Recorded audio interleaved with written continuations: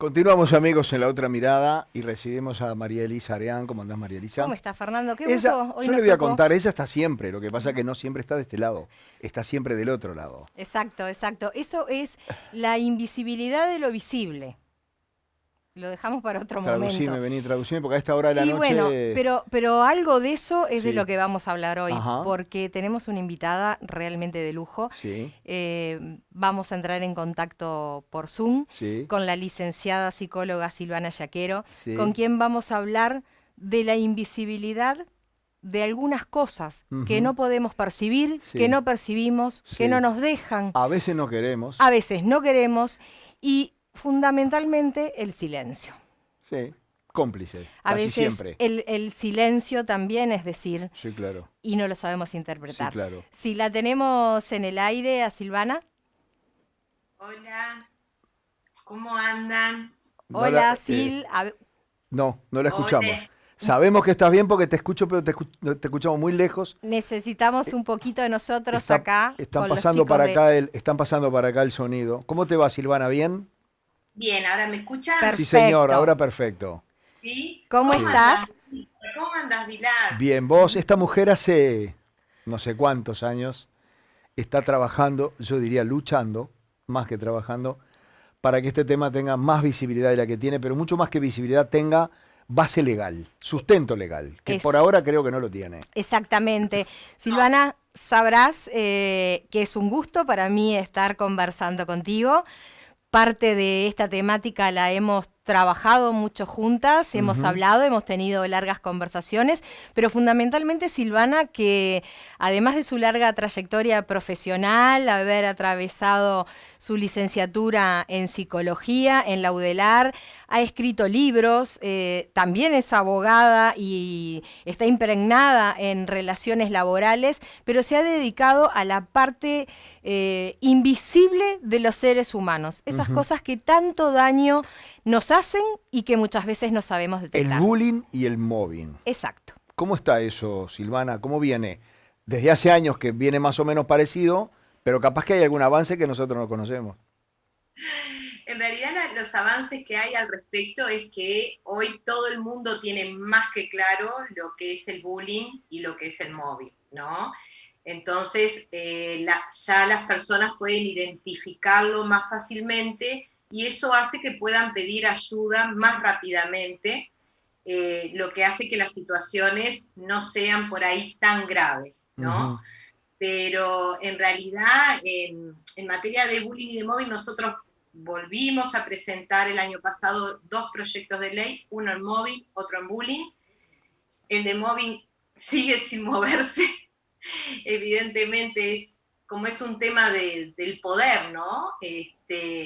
Parece que nadie lo quiere realmente abordar. Si bien tenemos hoy el decreto 190, que ya está en vigencia en el Uruguay, el decreto 190 de violencia laboral de la OIT, todavía no se reglamentó, así que tampoco se puede hacer mucho por ese lado, ¿no? Y en lo que respecta al bullying, bueno, parece que algo se ha movido el proyecto de ley. Hace poco me llamaron de la Comisión de Recursos Humanos, donde se había presentado otro proyecto de ley, y ahí tuve la oportunidad de explicarles claramente la seriedad del tema, la complejidad y la seriedad del tema, y que los legisladores tienen que dejar sus ideologías partidarias de lado y unirse todos en un proyecto en común, ¿verdad? Ese es el objetivo, porque muchas de las violencias que hoy vemos en la sociedad y muchas de las patologías de las que padecen adolescentes y adultos, así como la delincuencia, es producto de estas dinámicas perversas a las que los niños se ven obligados a padecer, a sufrir, sin que puedan hacer absolutamente nada, porque no hay nada en este momento que los ampare. Entonces, por un lado decimos, qué tremendo las cifras de suicidios, ¿no?, que hay. De hecho, el 19% de los suicidios en adolescentes, del 100%, 19% es por bullying, ¿tá? De hecho, hace poco, hace unos días, se presentó un protocolo para trabajar con adolescentes en bullying, y una de las doctoras que trabajó en ese protocolo me dijo que habían investigado 4 años para atrás de los suicidios en adolescentes y que en un altísimo porcentaje había habido bullying en sus historias. ¿tá? Entonces, por un lado tenés un país que se alarma por el tema suicidio, pero por otro lado no tenemos un abordaje integral de prevención del bullying, que es en lo que se enfoca precisamente la ley. Silvana, tú hablabas de la alta tasa del índice de suicidios. Generalmente de ese número no se habla y se pone en la escala de las comparaciones con otras mediciones de mortandad.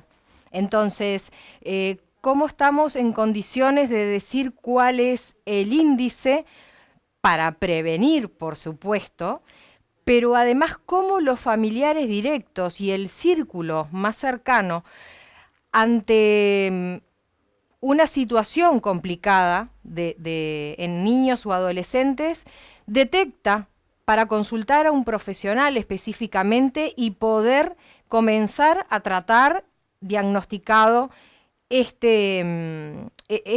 reacción, ¿verdad? O sea, porque deben haber comportamientos que no son los normales, que para los familiares deben ser fáciles de detectar y así de esa manera acudir a los profesionales que los van a ayudar. Muy buena pregunta, Elisa. El tema es que si bien hay indicadores, no siempre son tan visibles, porque los niños son expertos simuladores, los adolescentes más, y solo 2 de cada 10 lo cuentan. ¿tá? Entonces, sobre todo en la adolescencia puede haber indicadores que uno puede confundir como que son propios de la conducta adolescente, como por ejemplo un estado depresivo, un estado de apatía, de querer abandonar los estudios, de encerrarse en el cuarto, de mal humor, de hostilidad.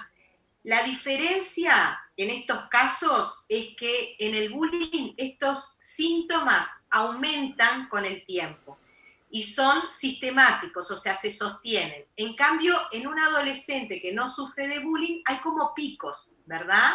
Por momentos está más de mal humor, por momentos está bien, tiene como días o como etapas, ¿tá? En cambio, en un adolescente que lo está sufriendo continuamente, hay una bajada en el tiempo donde cada vez se va aislando más y se va sintiendo peor con ideas suicidas también, ¿no? Y ahí lo que tenemos que ver es, bueno, ¿qué está pasando? Si los amigos no lo invitan, si se queda solo, si no tiene grupos de estudio, bueno, como que eso en un adolescente no es normal porque un adolescente prioriza los vínculos y anda con sus amigos para arriba y para abajo y son lo más importantes, ¿no? En los niños, por ejemplo, lo que podemos ver sí más fácilmente son conductas de dolor de panza a la hora de ir a la escuela, que los tenemos que ir a buscar todo el tiempo porque se empiezan a sentir mal. Los niños no saben lo que es la crisis de pánico, entonces a veces hay que preguntarle porque ellos dicen que cuando entran a la escuela el corazón les late fuerte, eso es un síntoma de ansiedad. Empiezan con hostilidades, malos tratos incluso a sus hermanos o a las mascotas, a tener pesadillas, trastornos del sueño, a no poderse dormir en la noche pensando al otro día todo lo que le van a hacer y cómo se va a defender. El síndrome del domingo es muy común, resulta que el sábado pasa espectacular, es como que recuperamos a nuestro hijo de nuevo y el domingo a la tarde ya se empieza a sentir mal. Y es muy común que se enfermen realmente porque el cuerpo comienza a defenderse de una violencia que ellos se ven obligados a vivir porque están obligados a ir al centro de estudio, ¿verdad? Entonces lo más importante es ver si hay estos cambios, sobre todo esa tristeza, ese sentir que tu hijo se va apagando o que está muy enojado, muy de mal humor, y esa cuestión de soledad. Siempre es conveniente consultar, pero sobre todo consultar a un profesional que sepa de bullying, porque si no, no se puede diagnosticar. Y uno de los diagnósticos del bullying, o el diagnóstico del bullying, como también pasa en el mobbing, es el estrés postraumático complejo. Imagínate que el estrés postraumático se puede generar por un accidente, una catástrofe, un estado de guerra, un abuso, y esto es vivir una catástrofe o un abuso permanentemente todos los días de su vida. O sea que no hay cerebro ni psiquis que lo aguante. va erosionando, va lastimando, va debilitando, hasta que genera lo que se llama el estrés postraumático complejo. Y el abordaje del estrés postraumático complejo se hace con una terapia, que son terapias de última generación, que se llama EMDR, que es reprocesamiento y desensibilización por movimientos bilaterales. Yo siempre le digo a los padres que la mala noticia es que los centros de estudio lamentablemente no responden protegiendo a las víctimas por lo general, te diría que en un 90% de casos, lo que hacen es culpar y buscar con lupa en la víctima lo que ella tiene o inventarlo para así justificar la violencia que padece. Ahí es donde yo le digo a los padres, bueno, aunque tu hijo tuviera esas características o esas dificultades o fuera tímido, entonces pareciera que sí se merece esta violencia. O sea, la violencia no se justifica frente a ninguna situación, ¿verdad? Silvana, entonces, yo necesito, perdóname Silvana, sí. y vos también antes de seguir. Sí. Una de las dos me tiene que explicar qué es ese video que estamos viendo, porque si no la gente no entiende nada. Exacto. Hay gente cantando, tocando la guitarra y niños. A eso iba, porque perfecto. le miraba la cara a Silvana y estaba siguiendo también con su explicación el video. Cristian Pasos, que es un amigo, un cantautor, que salía en las imágenes cantando, tocando y con su hijo Bernie, es un tema específico para la campaña que Silvana encabezó, porque bien. Una vez que ella hace la propuesta en un colectivo, el colectivo la acompaña y la acompañan muchísimas personalidades. Tenemos algunas placas también, además del video, de personalidades sacándose fotos de no al moving y al bullying. ¿Podíamos escuchar un poquito de Por la supuesto, canción? ¿Podemos es un placer. escuchar la canción un poquito, digo, para entender, porque estamos hablando de un tema tremendo y hay gente cantando allí contenta, alegre. Que además la canción se trata de que todo se puede. Bien, a ver. No sé qué me dicen. Que nosotros no lo escuchamos, pero que sí está saliendo al aire. Esto es vivo. Perfecto, esto es vivo. Perfecto. Yo, lenguaje de señas todavía no, yo estoy haciendo el doble. Me la dejé.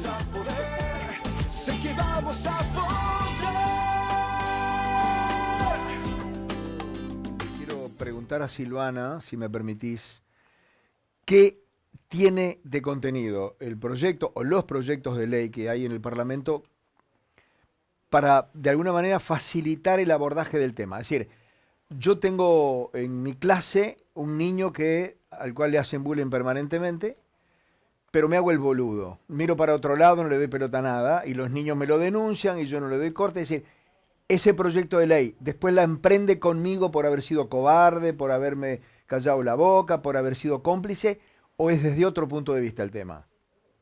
Sí, en realidad el proyecto de ley está enfocado en la prevención. Y para enfocarse en la prevención, que es el primer paso que plantea el proyecto de ley, se estaría como regulando un protocolo y un trabajo diario en los centros de estudio que sería de una planificación anual, donde a su vez se armaría un equipo que trabajaría como una comisión de expertos dentro del propio centro, donde se podría hacer las denuncias respectivas y a su vez monitorear o evaluar año a año cómo vienen trabajando al respecto. Precaución, prevención y educación dentro de la temática para no llegar al suceso. Para no llegar justamente, ¿tá? Porque si nosotros logramos trabajar con los niños y sensibilizarlos y desarrollar la empatía hacia la víctima para que no se sumen con el hostigador, si el hostigador, el chico bully o la chica bully no tiene nadie que se le sume, entonces no puede hacer bullying. Claro. Porque justamente el bullying es una dinámica, es un proceso,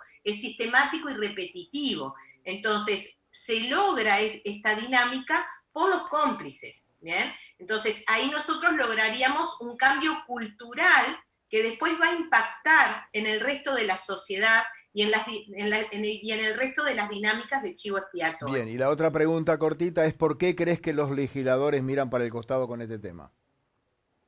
Yo creo que es una mezcla de cosas, ¿no? Primero que hay un poco de ignorancia todavía con respecto al tema, entonces no profundizan, no estudian, Creo que ahora cuando fui a la Comisión de Derechos Humanos, les di como una clase de todo lo que implicaba y de lo que apuntaba el proyecto de ley en cuanto a la amplitud del mismo, porque va a generar salud mental, va a generar menos violencia, menos adicciones a largo plazo, menos delincuencia, ¿tá?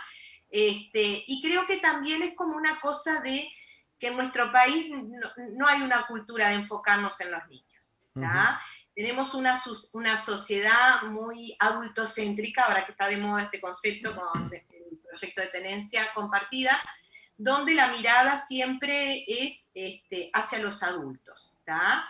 Y no se enfocan en los niños. Y cuando se enfocan en los niños, lo que más comúnmente te dicen los legisladores es, bueno, porque la segunda parte es la sanción, ¿tá? Si la escuela no hizo nada, se denunció y no hizo nada, bueno, va a haber una sanción hacia la escuela y también una sanción hacia el niño que hizo daño a otro, porque hay que reparar ese daño. Entonces, ay, ¿cómo los niños los vas a castigar con una sanción? Entonces, también se entra en esa falacia de que porque son niños, entonces hay que perdonarles todo, aunque esto implique inducir y llevar al suicidio a otro, ¿verdad? Entonces, hay como muchas cosas, y una de las cosas que una vuelta en un programa tuyo te expliqué, Vilar, es que... Y no lo entendiste, se ve, ¿eh? No, entendí, sí. Sí, pero es algo súper interesante de repetir. Yo creo que también está muy arraigado que todos hemos sido parte de estas dinámicas en algún momento de nuestras vidas, en la familia, en el barrio, en la escuela, en el liceo, en el trabajo, porque son como las mismas dinámicas de chivo expiatorio, ¿no? Darle, darle, darle, darle a una persona hasta destruirla y divertirnos con esto, porque aparentemente la persona se lo merece, ¿tá? Entonces, trabajar seriamente en el bullying y aceptarlo, asumirlo, integrarlo, como parte de que no somos tan buenas personas como nos gustaría o nos queremos mostrar ser, nos genera como mucha resistencia, ¿verdad? Tenemos que asumir que todos somos parte del problema para empezar a encontrar la solución. Y bueno, eso también da trabajo. Hoy hasta se critica o se duda de si está bien o no que yo te diga, qué flaca que estás. Porque había una especie de consideración de que solamente estaba mal cuando te decía, che, estás engordando. Exacto. O qué gordita que estás. Exacto. Era como un dolor para... Pero hoy por hoy... Cosas más simples, ¿no? Pero hoy se está pensando que tampoco hay que decirle, che, qué flaco que estás. O qué flaca que estás. Porque no sabes si no hay detrás de eso un problema. Y entonces un comentario sencillo puede aparejar un daño psicológico para la persona. Todas las personas tenemos una debilidad. Por un color, por un tema de aprendizaje, por la gordura, por la altura, por el color de los ojos de repente, sí. O por el color de la tez. Imaginemos que todo lo que se hace cuando uno es niño siempre se matriza de una forma diferente y lo que no se percibe y no se corrige después se traduce a los adultos y queda instalado en esa persona. Es muy posible que ese niño en su infancia haya sufrido determinadas cosas que por no haber sido captadas, en el crecimiento después, como decía Silvana, las replique siendo adolescente, hombre o mujer, madre, abuelo, etcétera, etcétera. Y el silencio es un mal aliado en estas cosas. Es un cómplice. Exactamente. Es cómplice. Silvana, nosotros tenemos además unas fotos preciosas que no sé si las podemos pasar, no las podemos pasar, pero de tu campaña con todos los carteles maravillosos de la gente que se solidarizó y que sigue en pie. Que sí, por favor compren esos libros para quienes no comprendan profundamente toda esta problemática que se ha normalizado además, porque las cosas se naturalizan y además me gustaría, Fernando, comprometerla a Silvana. A mí me gustaría que tuviera un día cada tanto cuando su agenda de consulta lo permite, porque este tema es muy amplio, ¿no? Sí, claro. Pasan los niños, pasan los mayores, pasan hombres, en mujeres, claro. Sí, claro. Y con determinadas actitudes Silvana ha tratado todo tipo de pacientes. Se ha sabido de casos, como ella mismo decía, a propósito de las cifras, de personas que se terminan quitando la vida porque nunca entran en una salida, ¿no? Exacto. Así que, Silvana, queremos tenerte más seguido aquí y también que esta pantalla sea un replicador para ayudar a evitar problemáticas en las familias. Muchas gracias. O sea, hay algo que quiero agregar nada más que tiene que ver con que en el primer jueves de noviembre para la UNICEF lo decretó el Día Internacional de la Lucha contra el Bullying, ¿verdad?